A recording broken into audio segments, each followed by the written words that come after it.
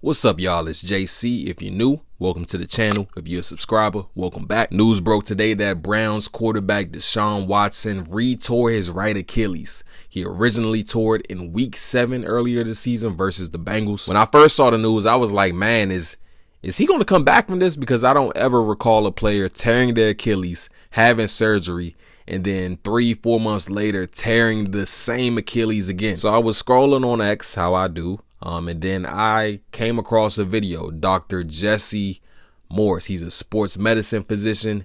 He spoke on the injury, and this is what he had to say. Hey guys, Dr. Morse, injury expert. So we heard earlier today that Deshaun Watson unfortunately actually re-tore his Achilles tendon that he had just had reconstructed in October.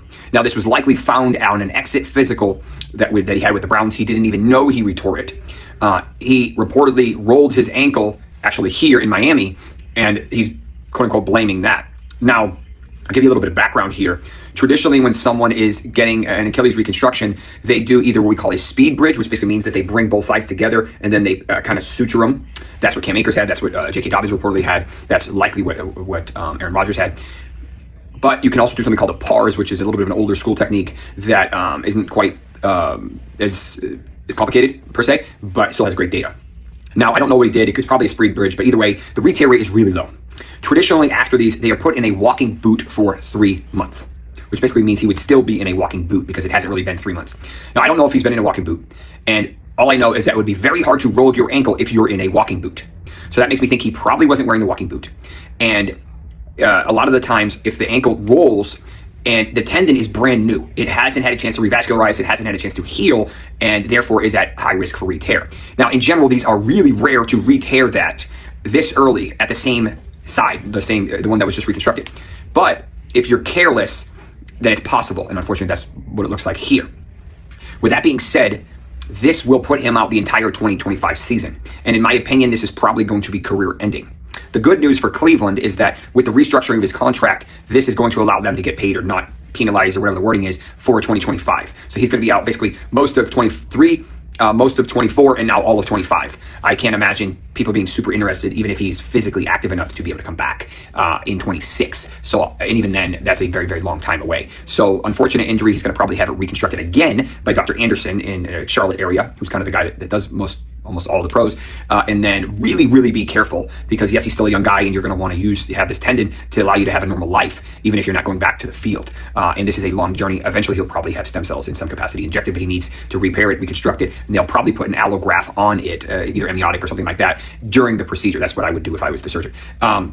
But with that being said, unfortunate injury, re-injury, and this will open the door for the Browns in 2025 to have less restrictions financially because of this injury. If there's any new updates, I'll provide them. I am Dr. Jesse Morse, a sports medicine physician in Miami, and this is the Injury Experts. Now, a few takeaways I had from the Dr. Morse video is that he suspected that Watson wasn't wearing a boot when he rolled his ankle. Also, Dr. Morse said that he will most likely miss all of next season and that this might be career ending. Now, when we take a look at Watson's time in Cleveland, back in 2022, he was traded from Houston to Cleveland. The Browns gave up a lot of draft capital in order to acquire him. He then signed a 5-year, $230 million fully guaranteed contract. He suspended the first 11 games of the 2022 season due to sexual misconduct and assault accusations. He was reinstated later that season. The team went 3-3 with him as a starter. Last season with Watson as a starter, the Browns go 5-1, but his season was cut short due to a shoulder injury. And then this season, the team goes 1-6 with Watson as a starter.